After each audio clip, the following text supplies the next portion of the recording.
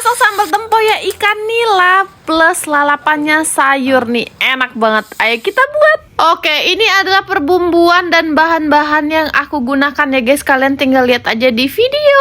Oke, pertama-tama di sini aku mau panasin pan, dikasih minyak yang banyak. Jangan lupa ditaburin tepung sedikit biar ikannya itu nggak meledak-ledak. Di sini aku tuh pakai ikan nila yang udah aku marinasi pakai bumbu marinasi instan guys. Ini biar enak dan gak amis. Next, kita siapkan perbumbuan halusnya di blender sampai benar-benar halus ya guys. Dan kita kembali ke wajan.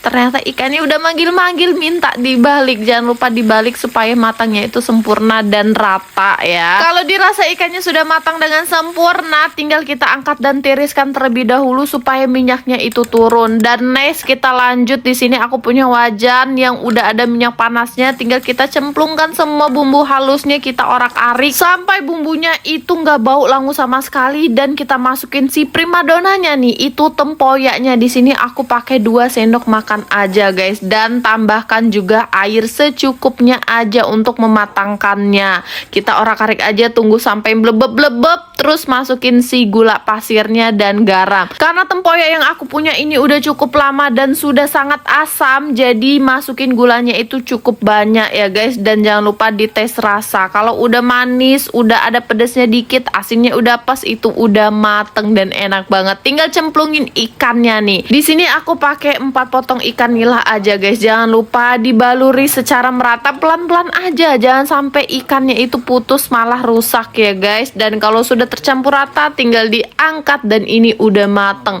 Enak banget wanginya sampai kemana-mana. Aku pun udah lapar ngeliat ini guys, Masya Allah. Setelah ini kita lanjut panaskan air dan kasih garam serta penyedap sedikit aja. Kita tunggu kalau udah blebeb-blebeb kayak gini, tinggal masukkan si sayur genjernya. Ini aku pakai sayur genjer 1 ikat aja guys, karena aku nggak cuman ngerebus si sayur genjer aja guys, aku juga punya sayur singkong. Itu juga enak banget loh, dicocol sama sambal tempoyaknya. Emang the best of the best. Oke deh, kita kembali ke sayur genjernya. Sepertinya ini udah mateng dan lanjut kita sisihkan dan tiriskan guys. Tipsnya aku juga kalau setelah kayak gini tuh diperes dulu airnya supaya dia tuh nggak kerasa pahit. Oke, next kita rebus si sayur singkongnya guys. Ini sayur juga kesukaan aku, enak banget juga dicocol sama sambal tempoyaknya tadi guys. Jangan lupa dibalik-balik dan ini udah mateng, tinggal diangkat dan tiriskan, airnya juga diperas ya guys.